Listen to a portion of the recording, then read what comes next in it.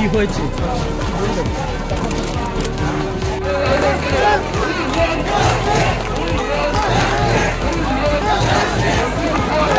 এই যে আন্দোলন আর একটা শুরু করেছিল ভবন অভিযান এবং তোমাদের অনেকগুলো দাবি তোমরা পেশ করার চেষ্টা করছো স্বাস্থ্য দপ্তরে এবং অনেকগুলো দাবি 5টা দাবি তোমরা রেখেছো এবং তোমরা বলেছো এই 5টা দাবি সমাধান হলে তোমরা কাজে ফিরতে রাজি আছো।